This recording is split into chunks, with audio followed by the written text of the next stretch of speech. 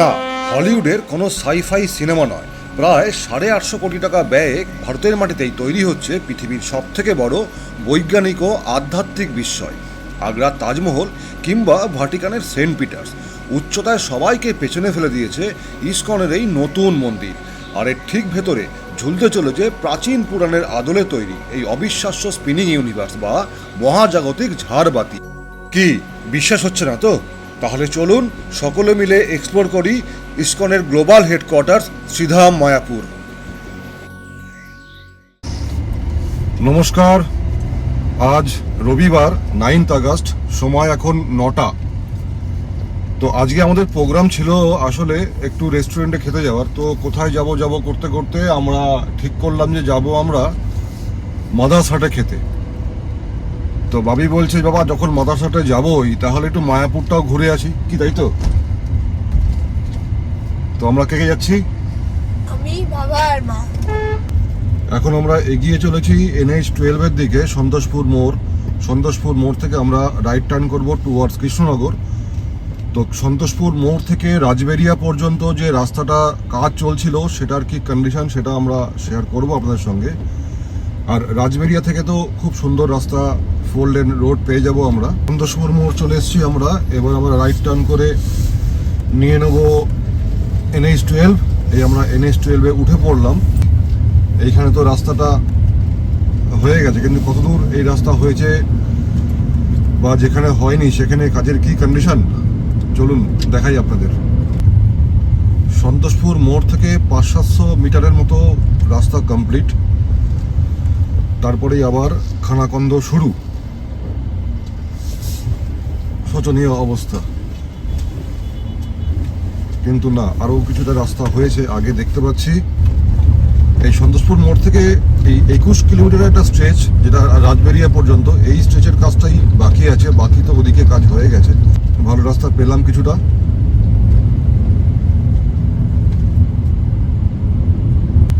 কামদেবপুর পর্যন্তই রাস্তাটা হয়েছে অ্যাকচুয়ালি। এরপরে কিন্তু সেই সিঙ্গেল লেন রাস্তা এখনো পর্যন্ত। আমরা জাস্ট আমডাঙ্গা ক্রস করলাম।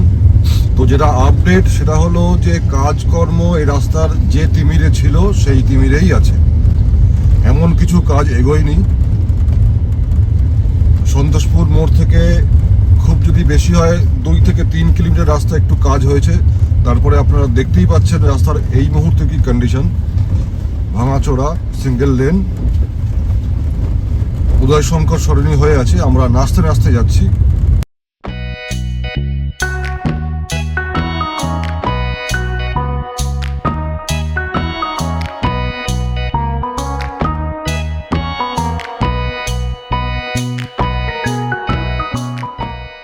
অবশেষে ভোগান্তির অবসান। এইবার আমাদের একটু শান্তির ড্রাইভিং হবে। তো যদি সামারাইজ করি, এই যে 20-22 কিলোমিটার রাস্তা যেটা আমরা পেরিয়ে এলাম, রাস্তার কন্ডিশনটা আগের থেকে কিছুটা বেটার হয়েছে, বাট কাজ এখনো সেভাবে হচ্ছে না। তো যা কন্ডিশন তাতে যদি ফুল ফোর্সে কাজ হয়ও, তাতেও মিনিমাম 1 বছর সময় লাগবে এই রাস্তাটা কমপ্লিট হতে। আর এখন আমরা তো 4 লেন রাস্তা পেয়ে গেছি, মাখনের মতো রাস্তা। তো এখন শুধু কাজ হচ্ছে গাড়িটাকে টপ গিয়ারে, এক্সিলারেটরে হালকা চাপ দিয়ে চুপচাপ বসে থাকা আর গান শোনা।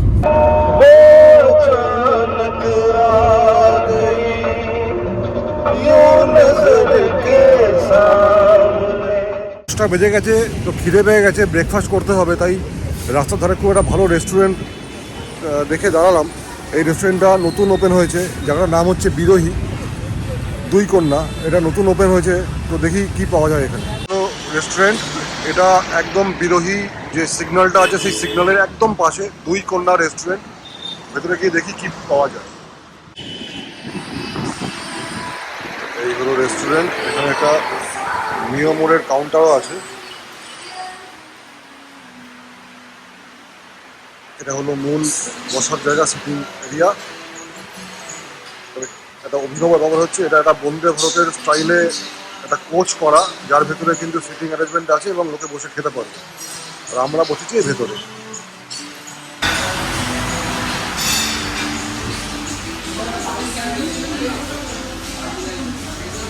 অর্ডার দিয়েছিস বাবা? হ্যাঁ, তোমার আসলে ওয়েট করছিলাম। ছোলে ভটুরে কি খাবে? ছোলে ভটুরে খাই। হ্যাঁ, ছোলে ভটুরে।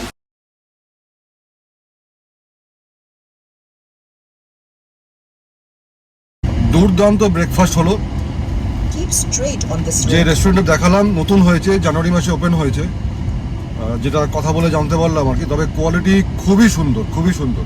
এখানে লাঞ্চ, ডিনার, ব্রেকফাস্ট সবই পাওয়া যায়। আমরা কি খেলাম বাবা? আমরা আমি আর বাবা খেলাম ছোলে ভটুরে, আর মা খেয়েছে ইডলি আর সাম্বার। হ্যাঁ। এক কথায় বলতে গেলে খাবারের কোয়ালিটি অসাধারণ। হ্যাঁ, সত্যি কোয়ালিটি খুবই সুন্দর। আর ইডলি আর এই ছোলে ভাটুরে দুটোরই দাম নিল 99 টাকা করে পার প্লেট। 100% রেকমেন্ডেড। এই রাস্তায় গেলে এখানে আপনারা খাওয়া দাওয়া করতেই পারেন। আমরা এখন চাকদা ক্রস করছি। রাস্তা দেখতেই পাচ্ছেন, দুর্দান্ত রাস্তা, মাখনের মতো। যারা ড্রাইভ করতে ভালোবাসেন তারা তো এরকম ধরনের রাস্তাই খোঁজেন। তো আমিও ড্রাইভ করতে ভালোবাসি, লং ড্রাইভে যেতে ভালোবাসি, সুযোগ পেলেই বেরিয়ে যাই। আমরা কৃষ্ণনগরটা পার করে এসেছি। এবার আমরা লেফট টার্ন করে ঢুকবো মায়াপুরের দিকে। Turn left.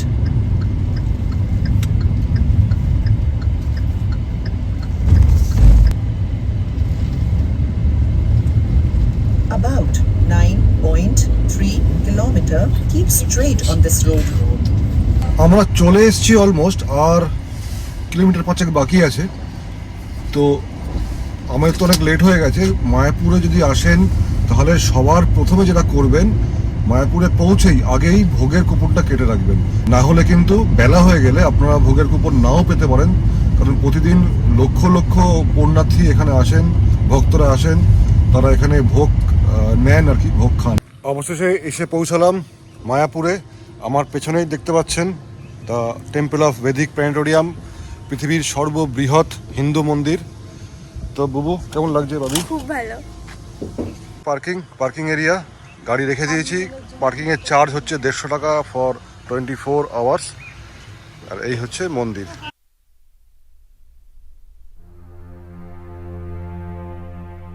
আজ থেকে প্রায় 50 বছর আগে 1970-এর দশকে ইসকনের প্রতিষ্ঠাতা শিল প্রভুপাদ একটি স্বপ্ন দেখেছিলেন।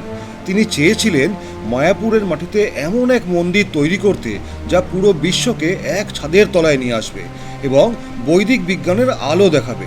তার সেই ঐতিহাসিক স্বপ্নই আজ 2026 সালে এসে এই অবিশ্বাস্য রূপ নিয়েছে, যার নাম TOVP, temple of the Vedic planetarium. তবে এই মন্দিরের আসল রাজকীয়তা লুকিয়ে আছে এর পাথরে। এর দেয়ালে এবং মেঝেতে যে ধবধবে সাদা মার্বেল ব্যবহার করা হয়েছে তা কোনো সাধারণ পাথর নয়। এটি আনা হয়েছে রাজস্থানের মাকরানা থেকে। হ্যাঁ, ঠিক যে পাথর দিয়ে তাজমহল তৈরি হয়েছিল। শুধু তাই নয়, মন্দিরের রাজকীয় রূপ দিতে সুদূর ইতালি এবং ভিয়েতনাম থেকেও প্রিমিয়াম কোয়ালিটির মার্বেল ইম্পোর্ট করা হয়েছে। আর ওই যে ওপরে বিশাল নীল রঙের গম্বুজটি দেখছেন, ওতে ব্যবহার করা হয়েছে সুদূর দক্ষিণ আমেরিকা থেকে আনা অত্যন্ত বিরল এবং মূল্যবান নীল বলিভিয়ান মার্বেল। এখানেই শেষ নয়, এই মন্দিরের কারুকার্যে ফুটিয়ে তোলা হয়েছে খাঁটি সোনার পাত বা গোল্ড লিফিংয়ের কাজ। প্রাচীন ভারতের বৈদিক স্থাপত্য আর আধুনিক প্রযুক্তির এমন নিখুঁত যুগলবন্দি পুরো পৃথিবীতে দ্বিতীয়টি আর কোথাও নেই। আপনি যে ধর্মেরই হন না কেন, এই স্থাপত্যের সামনে দাঁড়ালে আপনার মাথা শ্রদ্ধায় নত হতে বাধ্য। এই বিশাল মন্দিরটি উচ্চতায় প্রায় 380 ফুট। হ্যাঁ, ঠিকই শুনছেন, এটি আমাদের আগ্রার তাজমহল তো বটেই, এমনকি ভাটিকানের সেন্ট পলস ক্যাথিড্রালের থেকেও উঁচু। আর এই পুরো সাম্রাজ্যটি গড়ে তুলতে খরচ হয়েছে প্রায় 100 মিলিয়ন ইউএস ডলার, ভারতীয় মুদ্রায় যা প্রায় 800 থেকে 850 কোটি টাকা।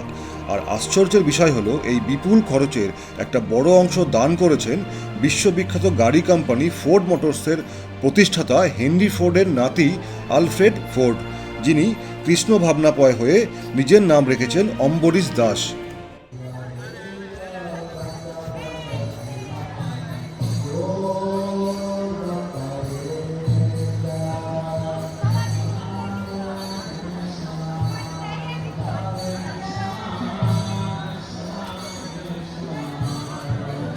দৈনিক পূজার যে সূচি সেটা আমি দেখালাম আপনাদেরকে, দরকার হলে পজ করে দেখে নিন, আর না হলে আমি ডেসক্রিপশনে দিয়ে দেবো, ভালো করে দেখে নেবেন। কিন্তু অসংখ্য ভবন আছে থাকার জন্য, তবে সেটা বুক করতে হবে অনলাইনে। মিনিমাম 1 মাস আগে, না হলে কিন্তু থাকার জায়গা পাবেন না। আরেকটা উপায়, যদি হঠাৎ করে আসতে হয় তাহলে 10টার মধ্যে এখানে আসতে হবে আপনাকে। যখন চেক আউটটা হয় সেই সময় গিয়ে বুক করতে পারেন, তবে সেটা খুব রিস্কি হয়ে যাবে, নাও পেতে পারেন। তাই অনলাইনে আগে থেকে বুক করে আসাই ভালো হবে। মায়াপুরে এলে যেটা একদম মিস করবেন না সেটা হচ্ছে সন্ধে আরতি। যদিও আজকে আমাদের টাইম হবে না, আমরা দেখতে পারবো না সন্ধে আরতিটা। সন্ধে আরতি কিন্তু বিখ্যাত এখানকার। এই যে গম্বুজটা দেখছেন, সেই গম্বুজের তলায় যখন এটা কমপ্লিট হয়ে যাবে এই মন্দিরটা, তার ঠিক নিচে কিন্তু থাকবে একটা ভেদিক ঝাড়বাতি। এই ঝাড়বাতিটা তৈরি হবে গীতা অনুযায়ী আমাদের সৌরমণ্ডল এবং বিভিন্ন গ্রহ নক্ষত্রকে যেভাবে বর্ণনা করা হয়েছে সেই অনুযায়ী তৈরি করা হয় এই ভেদিক ঝাড়বাতি। যে ঝাড়বাতিটা দেখতে হবে অনেকটা এই রকম। ক্লোজলি দেখুন এই ঝাড়বাতিটাকে। এটা কিন্তু শুধু আলোর জন্য নয়, এটা আসলে শ্রীমদ্ ভাগবতম পুরাণের আদলে তৈরি পুরো ব্রহ্মাণ্ডের একটা চলন্ত 3D ম্যাপ। এর একদম নিচে রয়েছে পাতাল লোক, মাঝখানের বলয়গুলিতে ঘুরছে সূর্য, চন্দ্র আর নবগ্রহের কক্ষপথ, আর ঠিক সর্বোচ্চ চূড়ায় জলজল করছে শ্রীকৃষ্ণের পরম ধাম গোলক বৃন্দাবন। প্রায় 200 ফুট উঁচু এই বিশাল চ্যান্ডেলিয়ারটি যখন অনবরত ঘুরবে, তখন প্রাচীন বৈদিক বিজ্ঞানের এই ম্যাজিক দেখে যে কারো চোখ ছানাবড়া হতে বাধ্য, সে আপনি পরম ভক্তই হন বা বিজ্ঞানের ছাত্র। এটাই হচ্ছে 1 নম্বর গেট বা মূল গেট, প্রধান গেট। এখান থেকে ঢুকেই আপনি যেটা পাবেন আগে সেটা হচ্ছে এই ভোগের কাউন্টারগুলো, যেটা আমি আস্তে আস্তে বলছিলাম যে আপনাকে ভোগের টিকিটটা আগে কেটে রাখতে হবে। তো এই হচ্ছে বিভিন্ন ভবনের বিভিন্ন ভোগের কুপন দেওয়ার কাউন্টার। এক একটা ভবনে এক এক রকম ভোগ দেওয়া হয়, তার দামও আলাদা। মোটামুটি 60, 70, 80 টাকার মধ্যেই এখানে পাবেন। 50 টাকা, 60 টাকার মধ্যেই এখানে ভোগ পাওয়া যায়। এক এক দিনে এক এক রকম ভোগ হয়। ঢুকেই আরেকটা জিনিস দেখতে পাবেন, সেটা হচ্ছে এই সংকীর্তন ঘর। এখানে কিন্তু 24 ঘন্টা হরিনাম সংকীর্তন হয়, কখনো বন্ধ হয় না কিন্তু।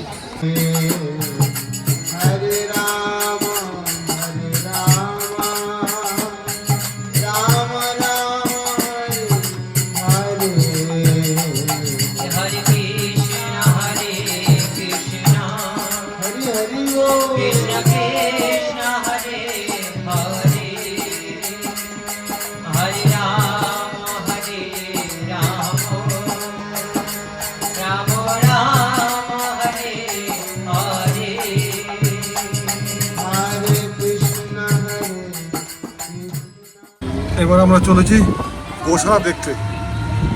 মূল মন্দির প্রাঙ্গণ থেকে গোশালার দূরত্ব যদি হেঁটে যান 10 মিনিট লাগবে, না হলে এরকম টোটো করে যেতে পারেন, 10 টাকা করে পার হেড ভাড়া।